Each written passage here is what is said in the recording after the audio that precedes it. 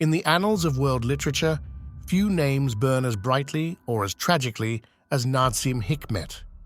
He stands as Turkey's most internationally recognized poet, a titan whose verses transcended borders and generations. His very existence was a testament to the enduring power of the human spirit. He was a rebel, a romantic, a political prisoner, and an exile, all woven into the fabric of one extraordinary life. His journey was a relentless pursuit of truth and beauty, often at an unbearable personal cost. He embodied the struggle for freedom against the crushing weight of authoritarianism. His life exemplified the profound power of words, not merely as expressions of art, but as instruments of defiance. Through his poetry, he challenged injustice, celebrated love, and articulated the deepest yearnings of humanity.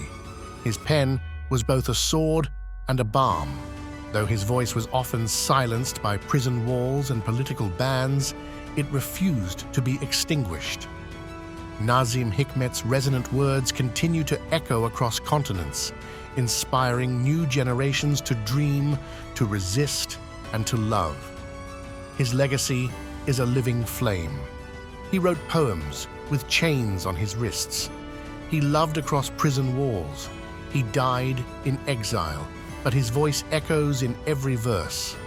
This is the haunting story of Nazim Hikmet, Turkey's most forbidden poet.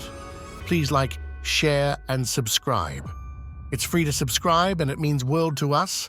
Join us on this emotional journey into the soul of a man who refused to be silenced. Let's get back to my favorite poet in the world. Nazim Hikmet was born in 1902 in Salonika, a vibrant multicultural city, then part of the sprawling Ottoman Empire. From these diverse beginnings, a singular intellect began to blossom. The world was on the cusp of profound change, and he was destined to be a part of it. Even in his youth, he developed an insatiable thirst for knowledge and an undeniable, rebellious spirit. He questioned the established order, seeking deeper truths beyond the superficial. This innate curiosity would shape his destiny. His intellectual journey led him to Moscow, where he studied during a period of intense revolutionary fervor. There, he was profoundly influenced by the ideas of Marxism and the avant-garde aesthetics of Russian futurism. These philosophies ignited a fire within him. He returned to Turkey, brimming with revolutionary ideals and a fervent desire for social change. He envisioned a more just and equitable society, a vision he passionately articulated through his burgeoning poetic voice.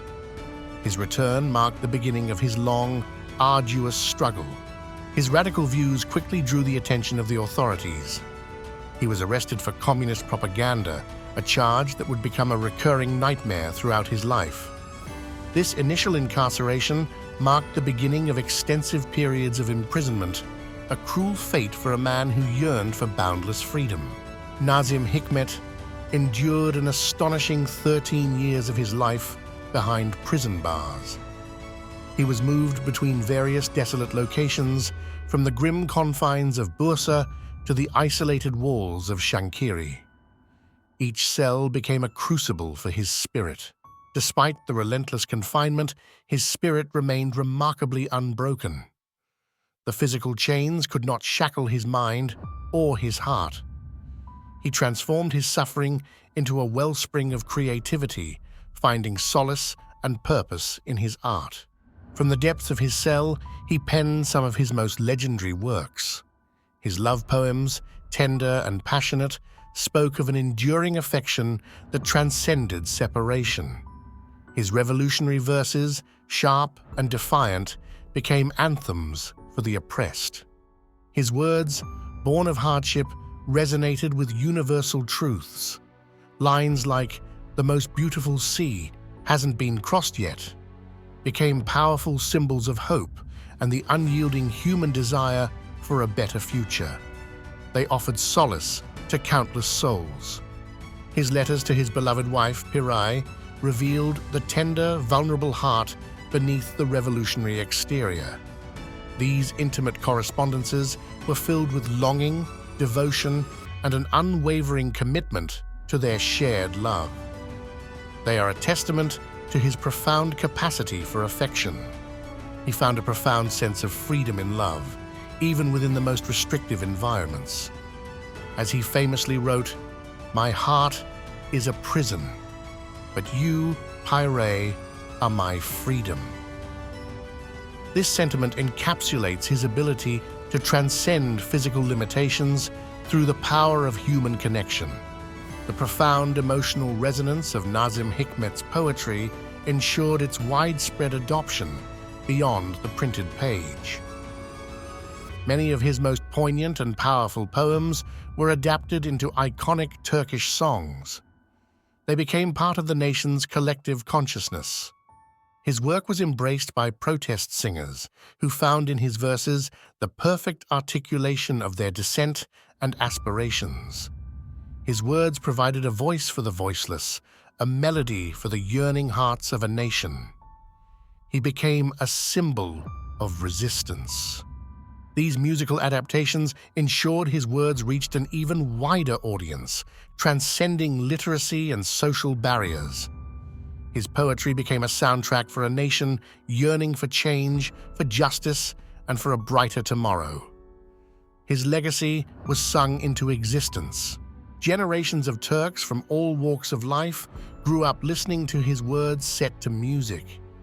His influence permeated popular culture, shaping the emotional landscape of the country. He was not just a poet, he was a cultural phenomenon. Even when his books were banned, his songs continued to circulate, whispered and sung in defiance. This oral tradition kept his spirit alive, a testament to the indomitable power of art in the face of oppression. His voice could not be silenced. His verses, whether read or sung, became a source of comfort and inspiration during times of great political turmoil. They offered a sense of shared identity and purpose, uniting people through the beauty and power of his language. He was a beacon of hope. Nazim Hikmet's relentless fight for freedom and justice came at a significant personal cost.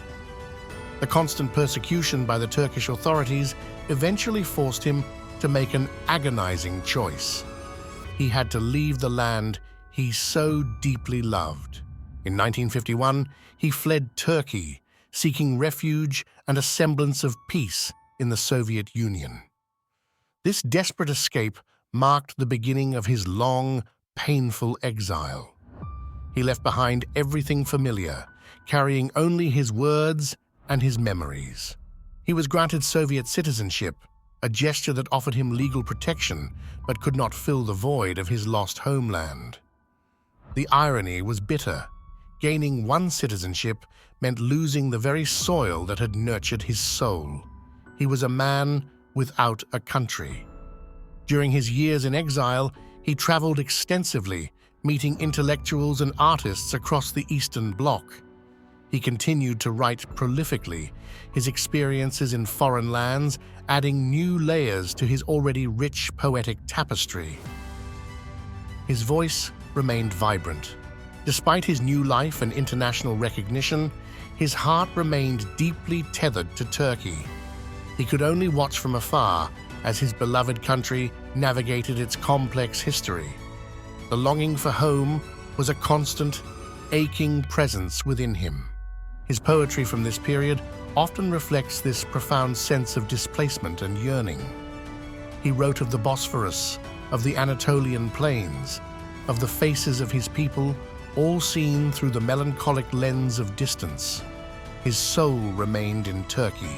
Nazim Hikmet's final years were marked by a profound and unyielding sense of longing for his homeland.